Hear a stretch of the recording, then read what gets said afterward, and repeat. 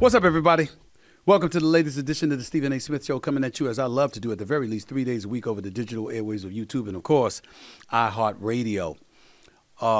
As always, I'd like to take a moment to thank my subscribers and followers for continuing to support the show. We've now eclipsed 720,000 subscribers. We continue to climb every single day by the thousands. Can't thank y'all enough for the love and support. Keep it coming. By the way, over the last 2.5 to 3 months, we've eclipsed more than 1.23 million downloads on iHeartRadio, so I can't thank them enough for their support.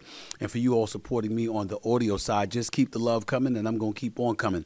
To continue to like and follow the show, just click the bell to get informed for all of our new content, and then you too should consider yourself the newest member of the Stephen A. Smith Show family. This is a special edition of the Stephen A. Smith Show. It's not just because I'm on vacation, and this is airing while I'm on vacation. It's because I took time on my vacation to go and interview my guest today in person, one-on-one. Patrick Bet-David is his name. He's an entrepreneur. He's a businessman, a highly successful businessman, I might add, the founder and owner of Valuetainment. Obviously, the Patrick Bet-David Podcast, which is extremely popular as well. Both have 7 figures in terms of subscribers and followers, and his growth continues to elevate each and every single day in an exponential fashion, I might add. Now, some of the things that you may hear on this show with him today, my sit down with him, are not the opinions of Stephen A. Smith. If they were, I would tell you so. They will be his opinions and his alone. I'm quite sure they're served by a lot of people in the conservative community, even though he doesn't consider himself a conservative. He calls himself an independent. Nevertheless, I thought it was important to hear from him, not just because of his positions in the world of business and finance, insurance, entrepreneurship, just being a business leader, but also his unapologetic opinions about the world of politics and what's going on in today's society, today's culture, inside and outside the Beltway, and how the lives of so many American citizens are being affected by it. Although, obviously, he has parents that were born in the Middle East, and he's a Middle Eastern. Nevertheless, you listen to him, you hear what he has to say. There are millions upon millions of people who gravitate to his every word. They listen to anything that he says. Whether they believe it or not, they want to hear what he has to say because it's interesting, it's compelling, it's informative, and it's unapologetic. I would know because I'm one of those people. And I wanted to use it as an opportunity to highlight what the agenda of the Stephen A. Smith Show was, is, and will forever be as long as I'm in front of these cameras and these microphones. I'm not of one monolithic viewpoint. I'm not an individual that just wants to hear one side and doesn't want to give another side an opportunity to opine and express themselves. We've seen an abundance of liberals come on this show and speak from their minds and their hearts about things that they felt would affect our society in their eyes for the betterment or to the detriment. Well, guess what? There's another side that feels exactly the same way, albeit for different reasons. And we want to hear them too. I wanted to use this opportunity with him, this interview with him, to highlight for you, my audience, that people who think differently than me, people who feel differently than me, that don't share my ideology of independence, that veer strongly to the left or to the right, you are welcomed on this show. I want my audience to hear what you have to say, as long as you're respectful, as long as you're informed, as long as you have a core decency about you in terms of how you articulate your positions, and you're not just parading insults all over the place. I'm good with you. I'm good with you. You can be heard on this platform, on this show. That's what it's all about.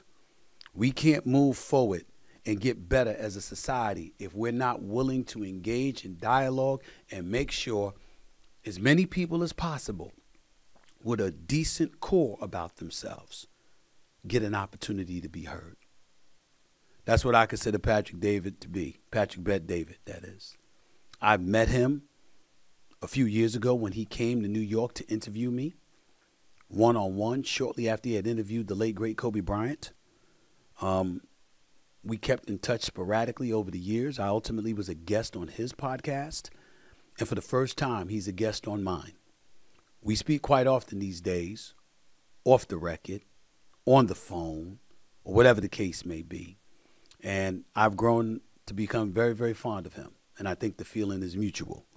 It's not going to stop me from asking the questions, however. It's certainly not going to stop him from giving answers. Some of the answers, I must warn you, you might not like. He does not care. And quite frankly, neither do I, even if I disagree with him. Because all sides need to be heard. That's what the Stephen A. Smith Show is about. That's what it's going to stay about. So brace yourself and buckle up. It's about to come your way. The first of a two-part interview with the one and only Patrick Bet David for Valuetainment and the PBD Podcast. He's up next with yours truly. Don't go away. Trust me, you don't want to. Back with Patrick Bet David in a minute.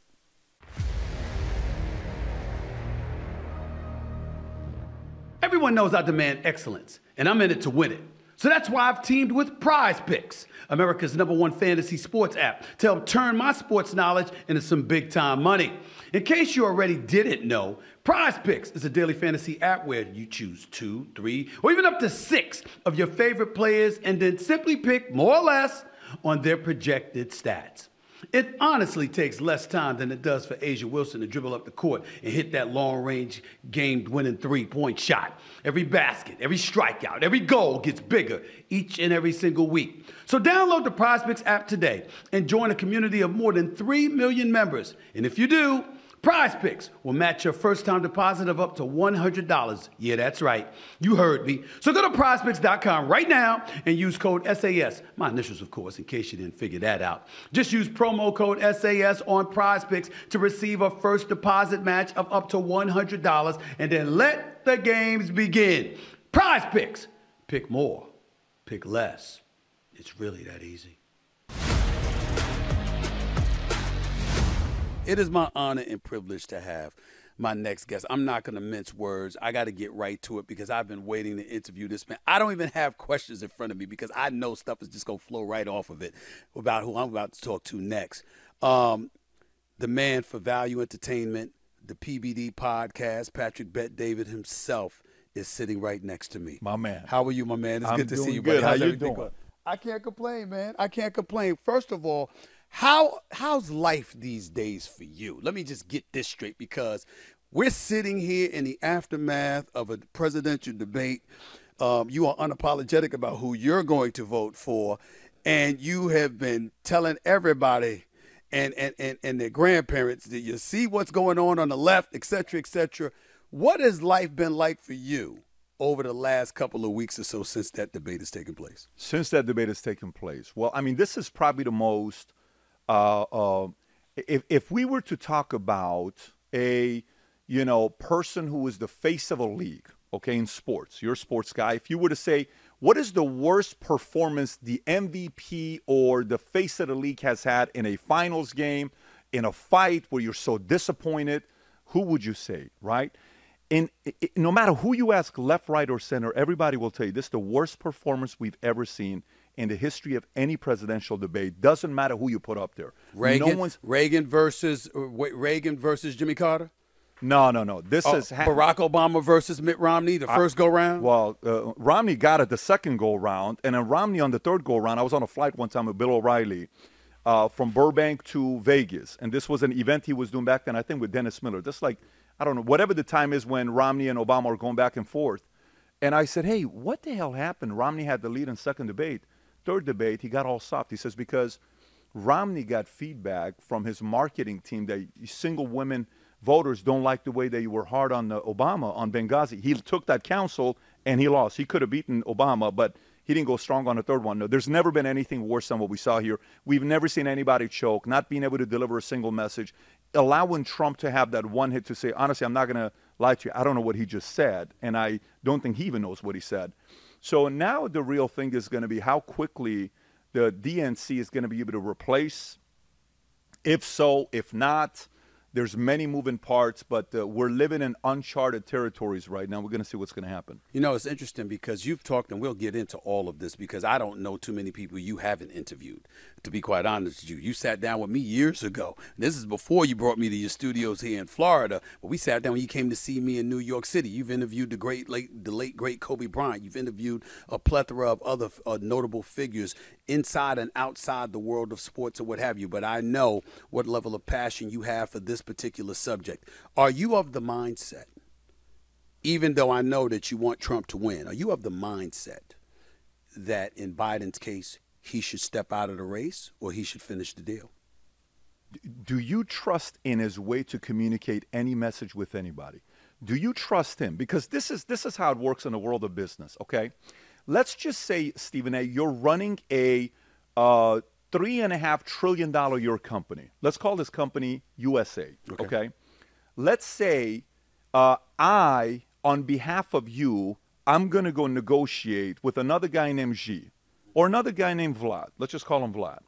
Or let's call another guy named Zelensky, okay? Okay. Or another guy named Raisi or whoever, Khamenei, that's running Iran, the late Raisi.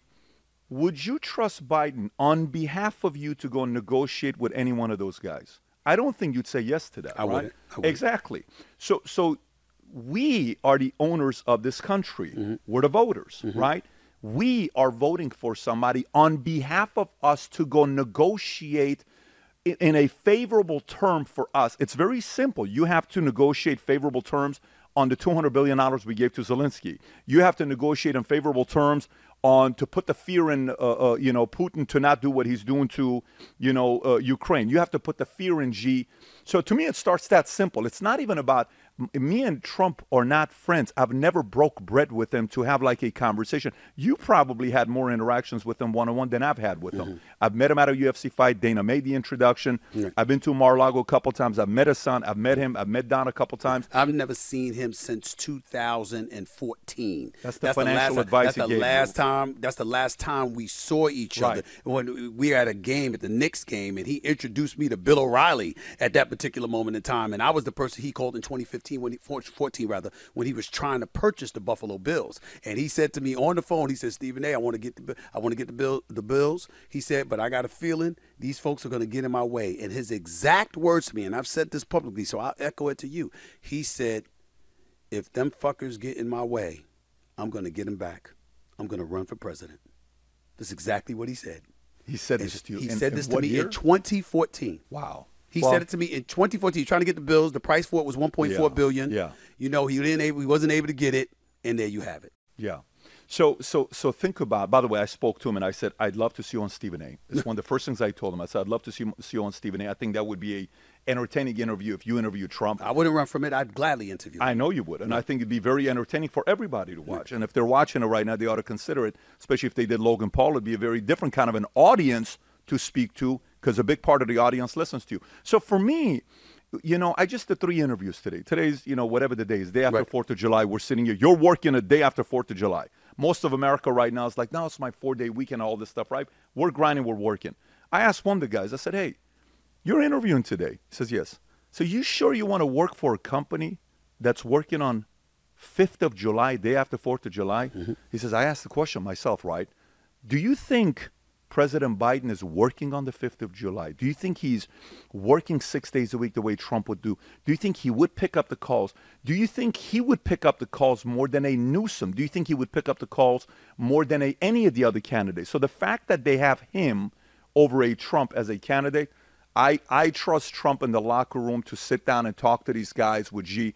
Did you hear the story that when Byron Donalds was on State Steel, the other fellow that was with him that said, hey, what's the best Trump story that you have? He said he goes one time and sits and talks to the Taliban, and he says, hey, I want you to know something. We're about to exit Afghanistan when I get reelected. When we do, I swear to God, if you do anything to any of my soldiers, even a hair, if anything happens to them, I'm going to kill you. I'm telling you this respectfully. I don't want to have problems with you. Trump gets up, takes out a sheet of paper out of his pocket, hands it to the man with a picture of his house and his family, and walks out. Wow. See, I want Byron Donald told that story. Byron Donald's associate next to him on Sage Steele's, I'll give you the link afterwards, told the story. And guess what? Do you believe that kind of a story? I do. So do I. do believe he would say something like that. I think we need strength today. We don't have it. Let's get into you for a quick second here. For people who don't know you, just read it from my notes here because I want to make sure I have it right.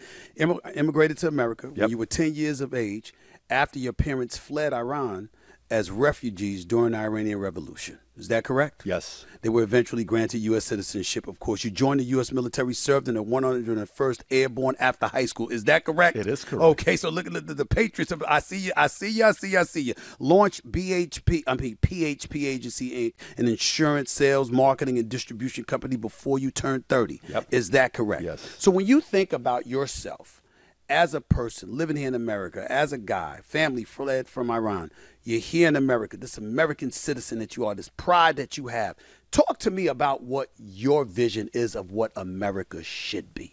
What America should be. Okay, so Yes. take a look at this. You're the greatest guy in sports commentating ever, right? You're the GOAT. Everybody calls you the GOAT. I don't call myself I'm not saying that, you but calling it's it. We get to say that. But you're the GOAT in the face of, if I want to find out what something happens with, hey, LeBron James contract 2 years, $102 million, and he didn't decide to take a lower contract to get, Paul, $104 million or whatever it is to get Paul George or DeMar DeRozan or any of these guys, and Klay Thompson had the option, they went elsewhere.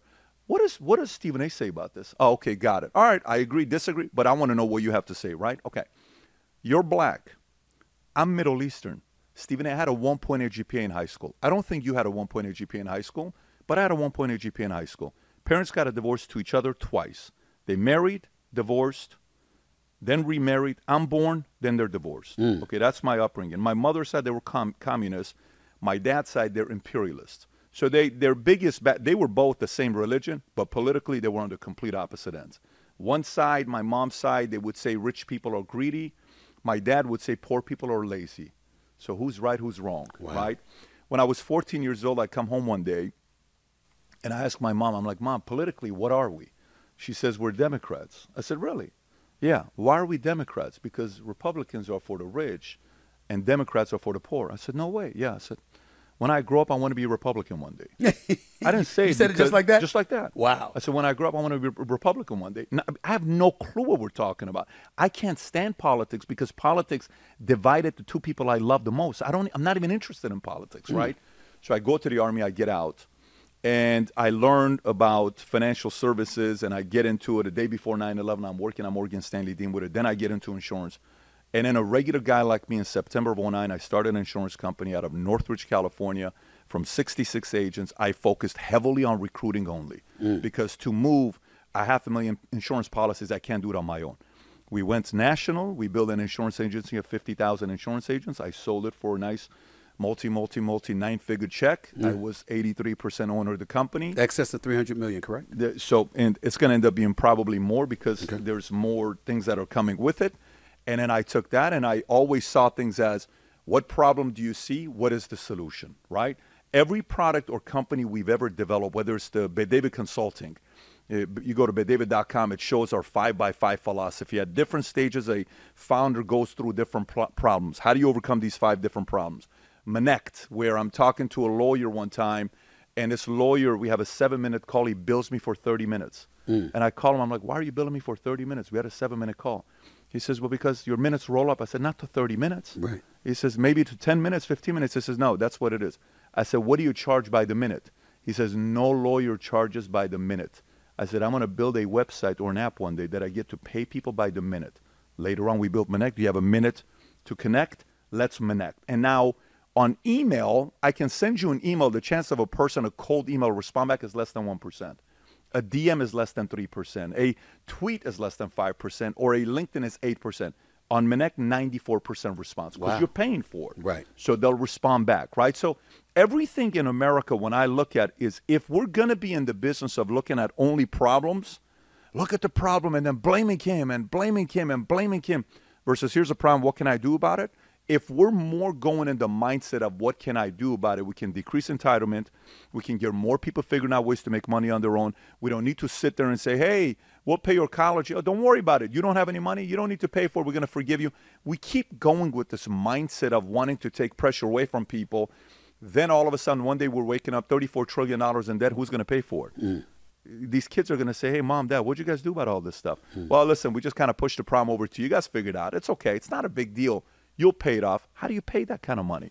You either write it off, or the dollar's worth shit, or your taxes go up, but the pressure regardless is on the next generation. So I think a part of it for me is for this generation to kind of stand up and say, what can I do about it individually, then vote accordingly, then go make your money, and then find a way to get involved in public service, church, charity, or politics. That's very simple. And you're a businessman, and I think that your resume is atypical. You're far more successful than most businessmen in my estimation. But your mentality, your mindset, as you just highlighted, seems to me indicative of what every boss would want. Don't come to me with problems. Come to me with solutions. Now, you can identify the problem if you bring me a solution. Right. But if you just come in to bitch, whine, and moan, I don't want to hear it. Is that basically what you're saying? Yeah, I mean, anything it is, right? Like if I'm hearing sports, you know what? It's the coach's fault. Let's fire another coach. Again, it's another coach's. How many coaches' faults is it going to be? No, it's the GM's fault. No, it's the owner's fault. No, it's this person's fault. And then you finally eventually realize, here's what I'm willing to do. My name is Dirk Nowitzki. Hey, Mark, I'm willing to take a pay cut to bring 2 new players in because I want to win a championship.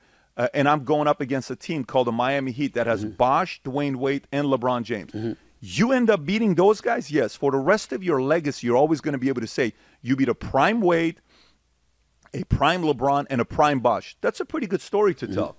But that's because you took a pay cut. So, hey, you want to win a championship, Dirk? I do. What's your solution? Pay me less, but bring me better plays. Great. It pays to get paid on Cash App. There are a lot of things in life that you care about and want to keep safe, like protecting your kids, your home, and your hard-earned dollars. Now, that's a feeling you can feel good about. Just like you can feel good about depositing your paycheck on Cash App, knowing you have security features like card lock and transaction alerts. So you never have to wonder if your money is safe and or secure. With Cash App, instead of worrying about your money, you can spend your time wondering about things like, did I lock the front door? Do I have enough gas to get to work? How short can I make my visit to the in-laws without my partner getting upset? With card lock and transaction alerts, you don't have to wonder if your money is safe. And when your money is safe, you can rest easy. That's money. That's Cash App. Download Cash App from the App Store or Google Play Store today. Let me get a little personal with you if you don't mind. Sure. You just highlighted how your mother told you this is a Democratic household, and you instantly said, I'm a Republican. How was your relationship? I want to be a Republican. I want to be a Republican. Right. How was your relationship with your mother? How would you describe it? Great question. So I would never be where I'm at right now if it wasn't for my mom and my dad. Let me explain to you why. This is going to make a lot of sense. My dad, I'm having a conversation with this guy. He's like, well, let me tell you, I just made $15 million, and I'm 38 years old. I have a 5-year-old, 2-year-old, and 1-year-old, and I'm deciding to just stay home and never work again because I want to be able to give my kid what they never got from what I got from my daddy. I'm like, bro, what a lame way of looking at it. He says, what do you mean? I said, can I be direct with you? He says, I said, okay, what do you want to transfer to your kids? What are the top 5 things you want to transfer to your kids? Never thought about it that way. Well, let's start thinking right now. So what do you want to, I want to transfer them love. Awesome. She'll be number 1. What else you want to transfer to them? He's like, stuck. I said, let me tell you what my dad transferred to me.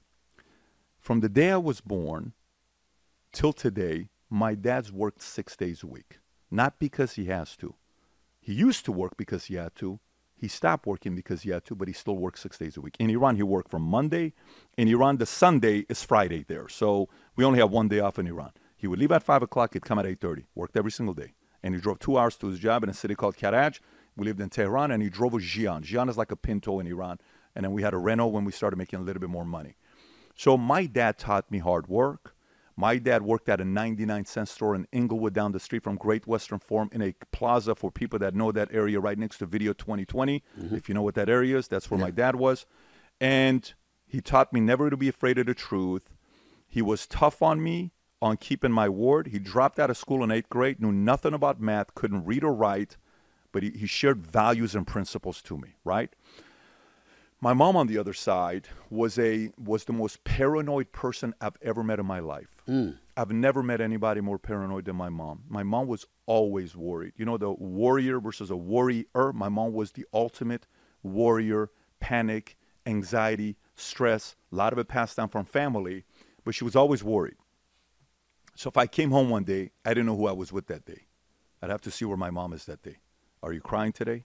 Are you worried today? Are you happy today? Wow. So I had to learn very quickly to size up who I'm talking to today. Okay. So it kind of gave me the ability to have a little bit of study of human nature and body language because I had to do it early on, right? My mom was good in math. My mom was overly paranoid, which you need in business, overly skeptical, slow to trust anybody.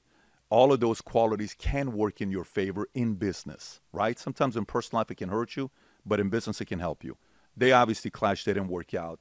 My mom, I'm getting her place right now. She's coming down here. My dad lives with me. So we're all going to be within literally within the next 60 days, we're all going to be within a 0.4 mile radius. Wow. All of us. And I've worked very hard to get it. I'm very happy about that. Yeah. Yes.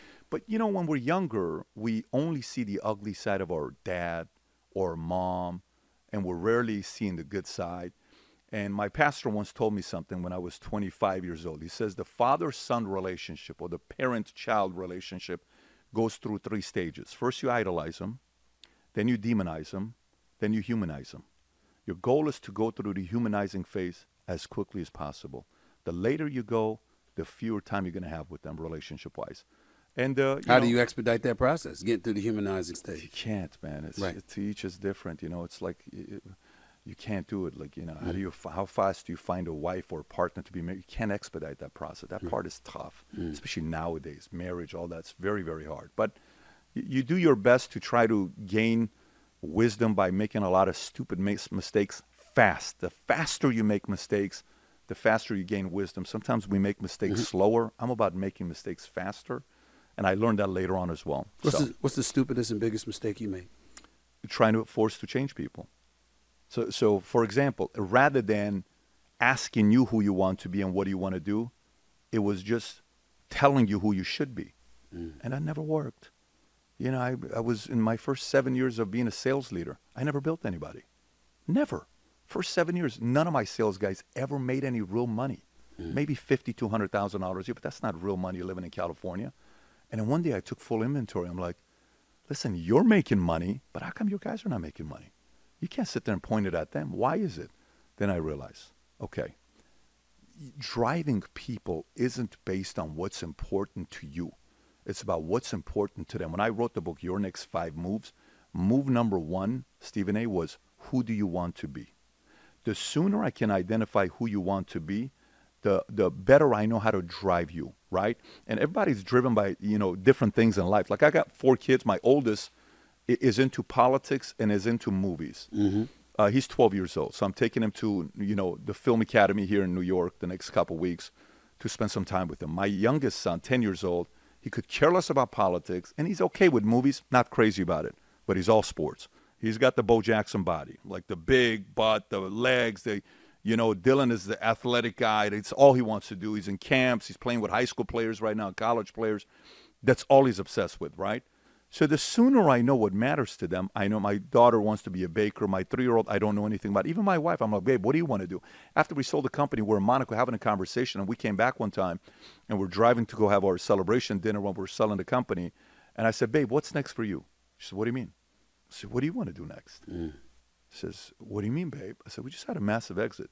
What do you want to do next? Where do you want to go next? Here's what I want to do. Well, babe, that's a tough question. I know, but let's start thinking about it. How can I support you? What do you want to do?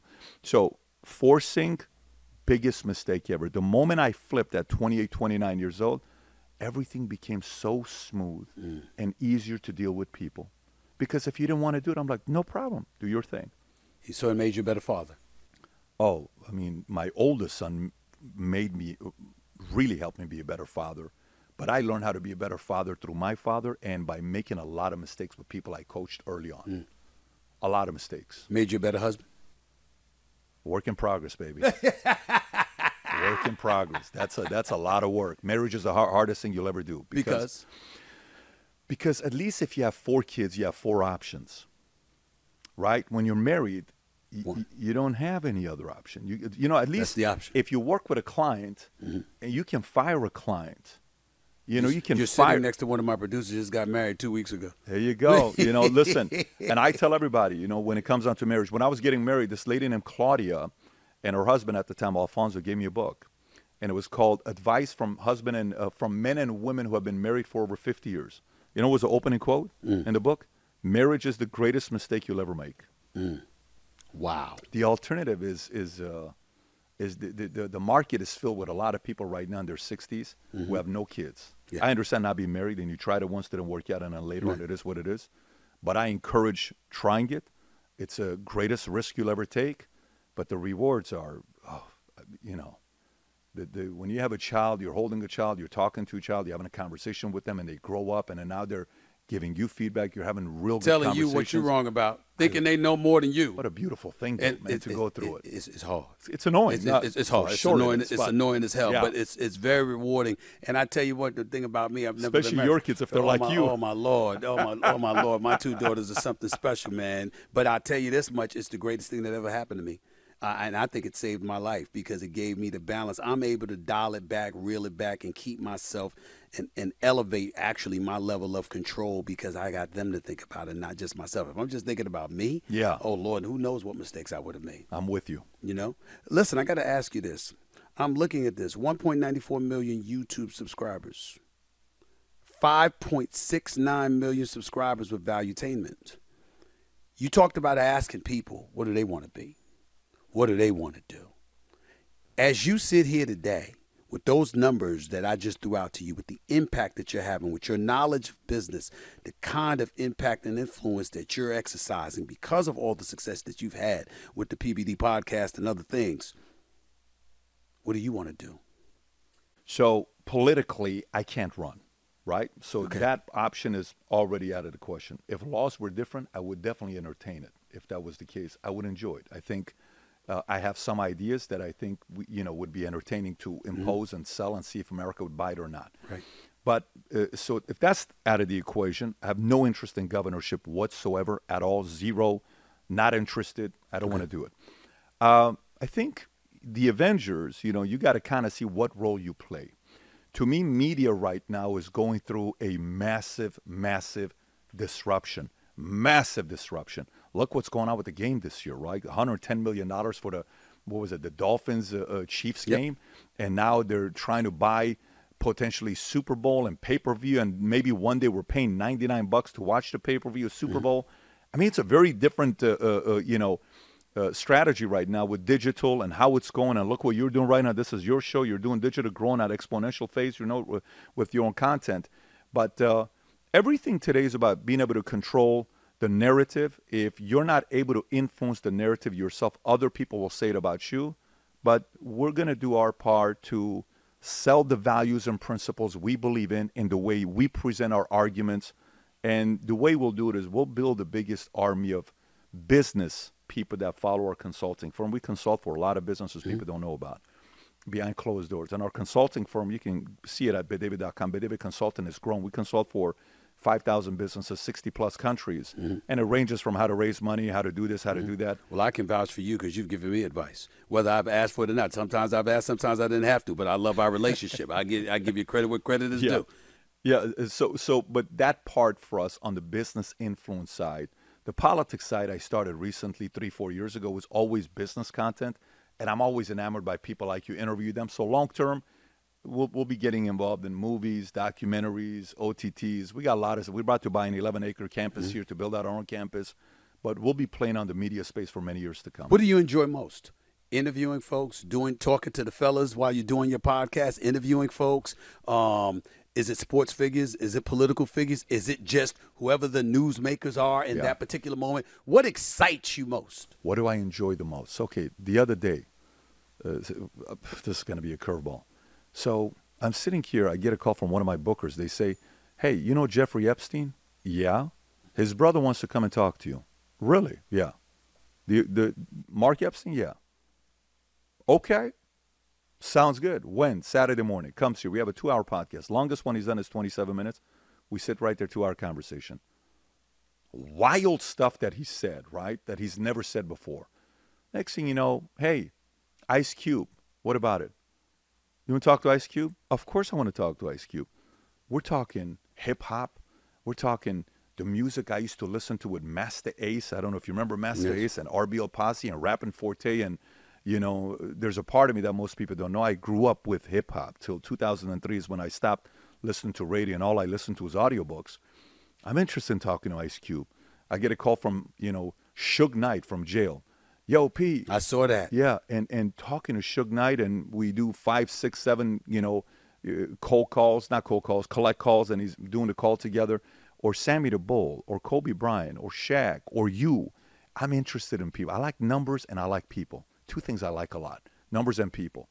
And then also what I enjoy is current events, reaction, strategy, sequencing. What would I do if I was in that situation, like strategy sessions? One of my favorite things to do, Stephen A., strategy sessions. I don't care what it is. If I'm sitting with Will Guidara, we're talking about restaurants, how to make restaurants better, and he's giving ideas. I am obsessed with strategy sessions, right? How to grow channels, businesses, growth.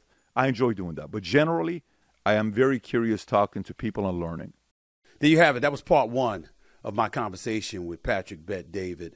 Obviously, he's got a lot of interesting things to say, a lot of compelling things to say, a lot of things that millions upon millions of people would not agree with. Quite frankly, if you're of the liberal tilt per se, you might be offended by some of the things he had to say, depending on how sensitive you are to some of the subject matters he was willing to tackle. Nevertheless, the bottom line is that he's just getting started. He's got a lot more to say once part 2 arrives this Wednesday. A whole lot more to say. So stick around and make sure you don't miss that. This is the Stephen A. Smith Show right here over the digital airwaves of YouTube, along with iHeartRadio. Like I told y'all before, we're going to listen to all sides on this show. We're not going to stop. That's the way it's going to be. I'm not one of those people that just believes in listening to one side. I don't care how much I disagree with you. I've been on the record. I've said this on many, many occasions, ladies and gentlemen.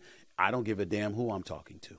I can interview anybody. I want to hear what they have to say. I want to hear their perspectives. And I want you to hear their perspectives and then leave it for you to judge based on the preponderance of information and substantive material or lack thereof somebody has thrown out.